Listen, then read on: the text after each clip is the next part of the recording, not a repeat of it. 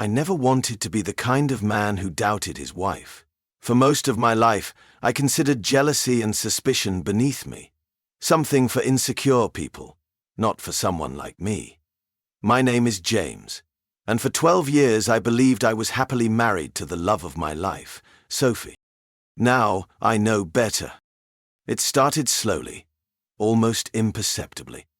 You don't wake up one morning and suddenly find your marriage broken. No, it's more like cracks in a dam. Small at first, until one day the whole thing collapses. Sophie and I had built a life together. We met in college, married young, and worked side by side to carve out a little corner of happiness for ourselves. She taught art classes at a community center, and I ran my own small accounting business. It wasn't glamorous, but it was ours. For a long time it felt perfect.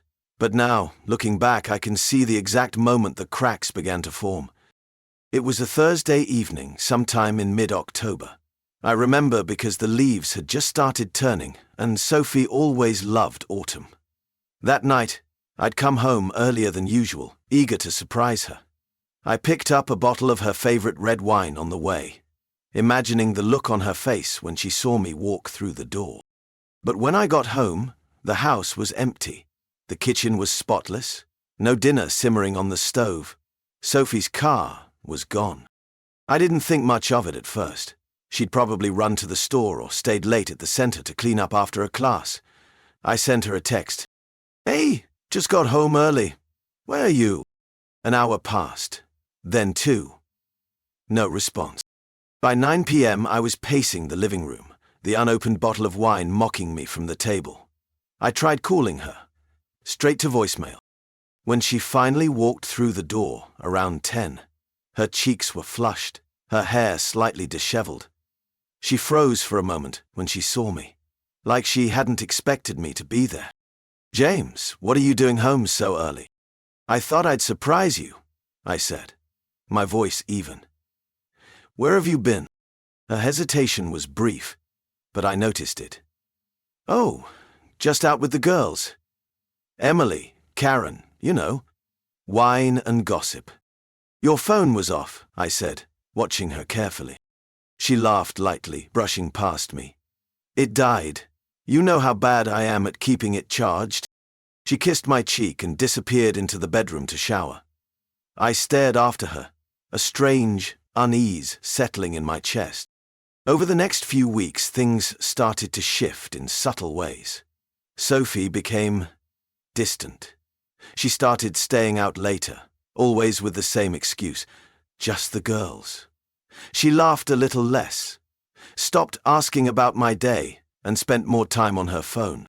One evening I walked into the kitchen to find her texting someone, her face illuminated by the glow of the screen. When she noticed me, she jumped slightly, locking the phone and sliding it into her pocket. "Who was that?" I asked, casually. "Just Emily," she said too quickly. "We're planning a little weekend trip next month, girls only." A weekend trip? That was news to me. Running. She turned her back to me, pretending to wash a plate. "We haven't decided yet. Somewhere cozy, maybe the mountains." She was lying. I didn't know how I knew, but I did.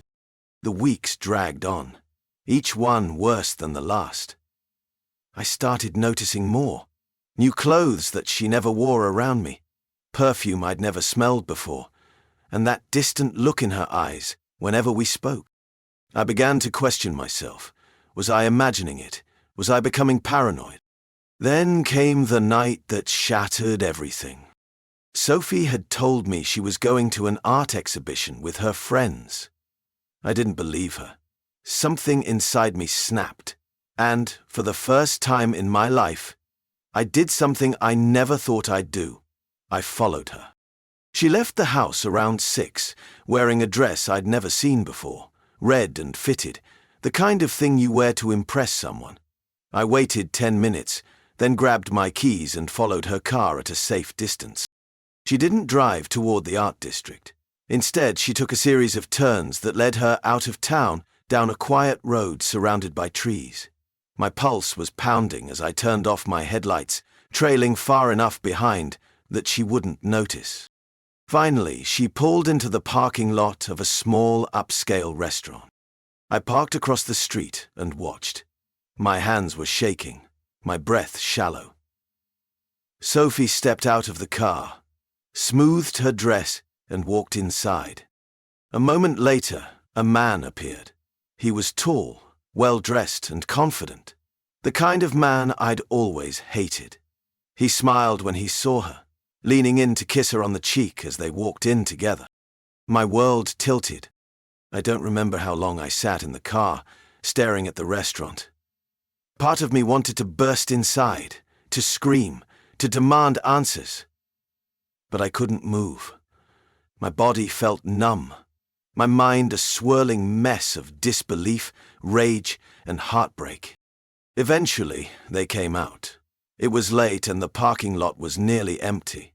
Sophie was laughing. Really laughing. Like she hadn't laughed with me in years. The man opened her car door for her, and as she turned to thank him, he kissed her. Not on the cheek. My stomach dropped. I gripped the steering wheel so tightly my knuckles turned white.